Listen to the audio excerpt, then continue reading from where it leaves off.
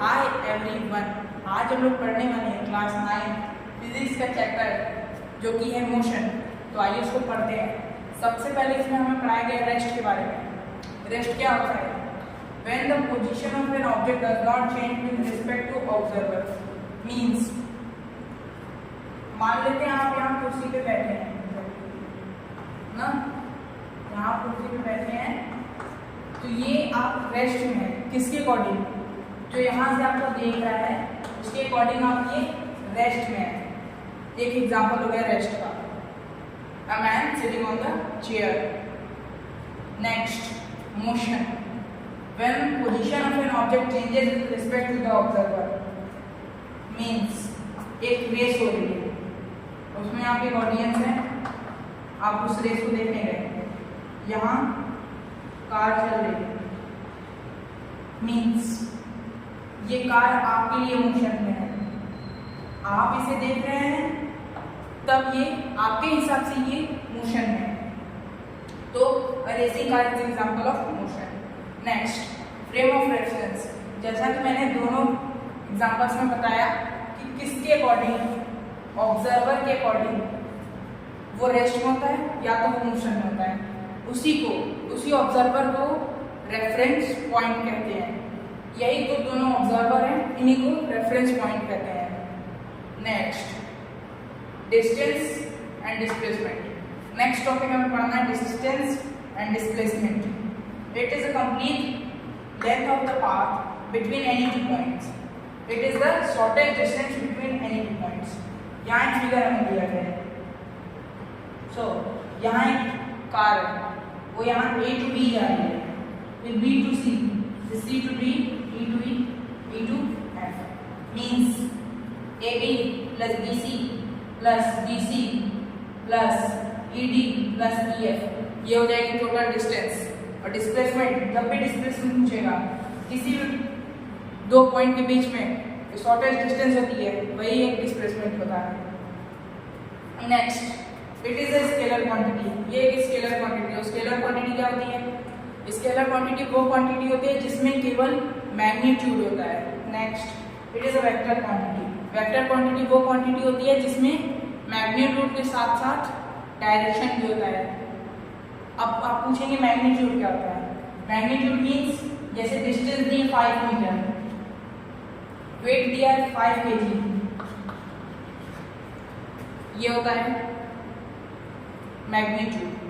And as well as इसमें direction भी add करते हैं।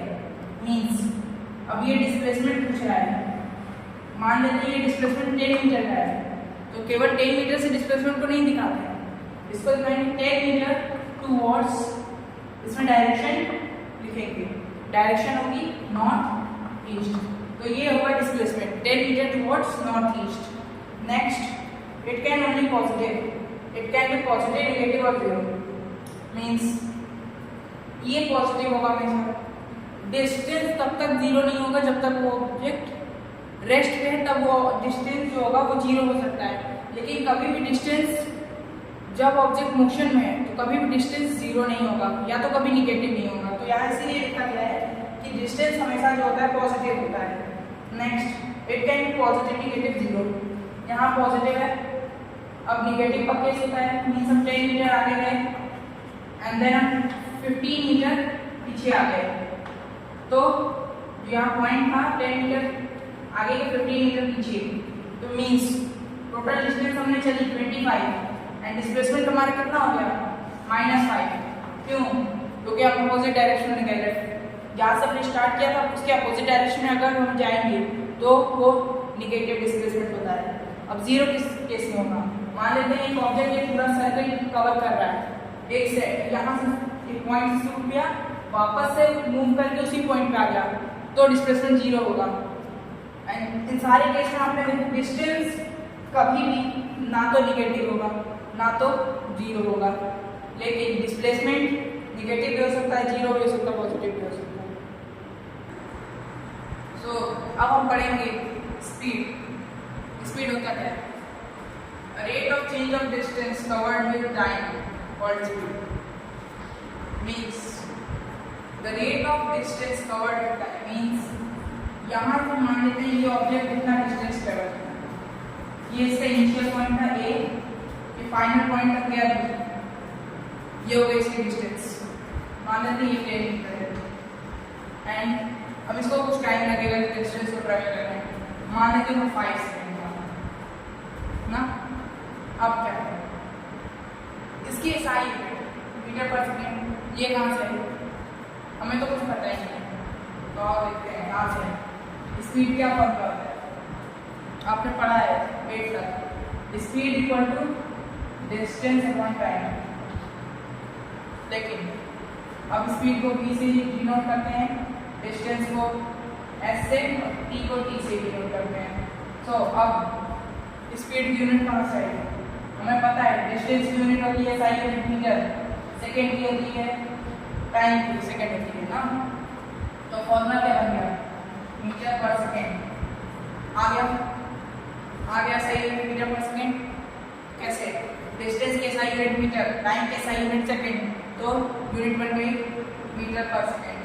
अब फॉर्मूला क्या होता है speed equal to distance upon time. So यहाँ की स्पीड कितनी हो जाएगी डिस्टेंस 10 अपॉन स्पीड निकालेंगे, टाइम अपॉन डिवाइड कर देते हैं, कितना आ गया स्पीड 2 मीटर और सेकेंड में दिया है, यूनिट हो जाएगी मीटर पर सेकेंड। तो इसकी स्पीड कितनी आ गई 2 मीटर पर सेकेंड। नेक्स्ट एवरेज स्पीड यहाँ देखिए, एवरेज स्पीड होती है total distance upon total time. Next scalar quantity, scalar quantity क्या होती है जिसके पास केवल मैग्नीट्यूड होता है, और स्पीड क्या है स्केलर क्वांटिटी, क्यों केवल इसके पास मैग्नीट्यूड है। इसमें बताया गया 2 मीटर पर सेकेंड, इसमें डायरेक्शन नहीं बताया गया। Next the rate of change of displacement per unit time is called velocity. अभी हम पढ़ के आए हैं कि डिस्प्लेसमेंट जो होता है शॉर्टेज डिस्टेंस होता है। मान लेते हैं ये सर्किल में ऑब्जेक्ट है और यहाँ से इसने शुरू किया और हाफ रेवोल्यूशन लिया और रेडियस इसका 7, तो डिस्प्लेसमेंट हो जाएगा 14। डिस्प्लेसमेंट को ट्रैवल करने के लिए मान लेते हैं 7 सेकेंड लगे इसको। तो अब यहाँ भी SI यूनिट मीटर पर सेकेंड होती है, क्यों क्योंकि डिस्प्लेसमेंट की यूनिट मीटर होती है SI यूनिट और टाइम की SI यूनिट सेकेंड होती है। सो इसकी SI यूनिट आ जाएगी मीटर पर सेकेंड, इसकी भी वही होती है। अब यहाँ हम निकाले अगर 2 मीटर पर सेकेंड, ये क्या हो गया ये वेलोसिटी नहीं होगी, ऐसे पे हमें ना लिखिएगा। अब यहाँ 2 मीटर पर सेकेंड के आगे जिस डायरेक्शन में है हमें वो भी लगाना पड़ता है, क्यों क्योंकि ये वेक्टर क्वांटिटी है, वेलोसिटी एक वेक्टर क्वांटिटी है, इसलिए हमें इसमें डायरेक्शन भी लगाना होता है। अकॉर्डिंग टू क्वेश्चन आप देख लीजिएगा डायरेक्शन किस में है। अब एवरेज वेलोसिटी यहाँ दिया है, एवरेज वेलोसिटी क्या होता है total displacement upon total time, velocity vector quantity, क्यों क्योंकि इसके पास मैग्नीट्यूड भी होता है एज वेल एज डायरेक्शन भी होता है। ये डायरेक्शन में लिख देता हूँ ताकि आपको कंफ्यूजन ना हो, टुवर्ड साउथ, क्योंकि यहाँ इनिशियल पॉइंट है यहाँ फाइनल पॉइंट है, डिस्प्लेसमेंट 14 हो गया, टाइम लगा 7 सेकेंड, तो कितना आ गई इसकी वेलोसिटी 2 मीटर पर सेकेंड टुवर्ड्स साउथ। नेक्स्ट यहाँ में दिया गया मोशन के 2 टाइप्स होते हैं, एक यूनिफॉर्म मोशन है, एक non uniform motion. Uniform motion क्या होता है आपने इसमें पढ़ा होगा equal distance in equal interval of time, और नॉन यूनिफॉर्म मोशन में अनइक्वल डिस्टेंस या in equal interval of time या equal distance in unequal interval of time. So इसका एग्जांपल देखते हैं यूनिफॉर्म मोशन का। पहले कोई भी ऑब्जेक्ट स्टार्ट करता है तो वो 0 मीटर से स्टार्ट करता है और 0 वेलोसिटी भी उसकी 0 होती है। नेक्स्ट यहाँ 0 से 5 2 सेकेंड में गया, 5 से 10 2 सेकेंड में गया। अगर हम इनके बीच की डिस्टेंस निकालें और अपॉन टाइम कर दें तो स्पीड निकल जाएगी, इसकी स्पीड आएगी 2.5 इतने दूर की 2.5 मीटर पर सेकेंड, एंड यहाँ डिस्टेंस आ जाएगा 5, टाइम लगा 2, स्पीड निकाले 2.5 मीटर पर सेकेंड। दोनों टाइम है स्पीड जो है दोनों टाइम है स्पीड इक्वल आई, मीन्स ये यूनिफॉर्म मोशन है। और इसमें स्पीड कांस्टेंट रहती है और इसमें नॉन यूनिफॉर्म मोशन है। पहले 0 था फिर 3 मीटर गया फिर सीधा 10 मीटर चला गया, 3 मीटर जाने में उसको 2 सेकेंड लगा, मीन्स स्पीड हो गई 1.5। एंड यहाँ से यहाँ 7 मीटर जाने में उसको 2 सेकेंड लगा, मीन्स यहाँ स्पीड है 3.5 मीटर पर सेकेंड। मीन्स दोनों टाइम स्पीड चेंज हो रही है, इसलिए नॉन यूनिफॉर्म मोशन में हमेशा स्पीड चेंज होती रहती है। अब हम पढ़ेंगे एक्सेलरेशन। एक्सेलरेशन क्या होता है? Rate of change of velocity, means अब वेलोसिटी की यूनिट मीटर पर सेकेंड एंड टाइम की यूनिट सेकेंड। इसका फॉर्मूला होता है change in velocity upon time. इसमें आपको कहीं के दिया गया है डेल्टा वी अपॉन टी। इससे घबराइएगा मत, क्योंकि delta V means change in velocity upon time. Change velocity की यूनिट क्या होती है? मीटर पर सेकेंड, टाइम की यूनिट सेकेंड। तो इससे क्या होगा? Metre upon second into second, ये हो गया मीटर पर second square. So SI unit acceleration की क्या होती है? मीटर पर सेकेंड स्क्वायर। अब एक्सेलरेशन का फॉर्मूला क्या होता है? u minus V by T. Next, अब visualizing motion, slope of a graph. Slope हम कैसे निकालते हैं किसी भी ग्राफ का? y2 minus y1 x2 minus x1 से डिवाइड कर देते हैं तो स्लोप आ जाता है। यहाँ x1 x2 y2 y1 क्या है? ये देखिए, दो इंटरवल की डिस्टेंस दी गई है और दो इंटरवल का टाइम दिया गया है। अगर हम दोनों को ज्वाइन करें तो ये स्लोप निकालने का फॉर्मूला क्या होता है? y2 minus y1 upon x2 minus x1, ये होता है इस स्लोप को निकालने का फॉर्मूला। नेक्स्ट हम पढ़ते हैं डिस्टेंस टाइम ग्राफ। इसमें y एक्सिस ये, x एक्सिस ये। y एक्सिस पे हम डिस्टेंस दिखाते हैं, x एक्सिस पे टाइम दिखाते हैं। यहाँ स्लोप का क्या फॉर्मूला हो जाएगा? जैसा कि हम लोग यहाँ पढ़े y2 माइनस y1, यहाँ y2 है d2 और y1 है d1, तो यहाँ वैल्यू रख दिए d2 minus d1 upon t2 minus t1। According to ये अगर हम इसको निकालें तो ये आ जाता है distance upon time. So distance upon time हमने पढ़ा था, किसका फॉर्मूला था? स्पीड का। सो ये स्लोप जो होता है डिस्टेंस टाइम ग्राफ का हमें क्या देता है? स्पीड देता है। समझ में आ गई? आगे चलें, डिस्प्लेसमेंट टाइम ग्राफ। एक बात बता दूं, जब भी डिस्टेंस टाइम ग्राफ बनाएंगे कभी भी वो डिक्रीज होता हुआ नहीं दिखेगा, हमेशा इंक्रीज होगा। क्यों? क्योंकि डिस्टेंस कभी भी निगेटिव या तो जीरो नहीं होता है, लेकिन डिस्प्लेसमेंट पॉजिटिव निगेटिव जीरो हो सकता है। सो इसका ग्राफ ऊपर भी हो सकता है, कांस्टेंट हो सकता है, या तो डिक्रीज भी हो सकता है, तीनों हो सकता है। तो जब इंक्रीज होता है तो उसको कहते हैं पॉजिटिव स्लोप, जब कांस्टेंट रहता है तो जीरो स्लोप, जब निगेटिव हो जाता है तो डिक्रीज होता है तो निगेटिव।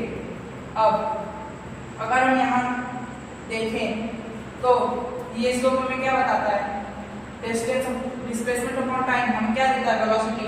तो ये स्लोप हमें क्या बताएगा? वेलोसिटी। नेक्स्ट हम देखते हैं वेलोसिटी टाइम ग्राफ, मींस ये एक्सेलरेशन को हमेशा बताता है,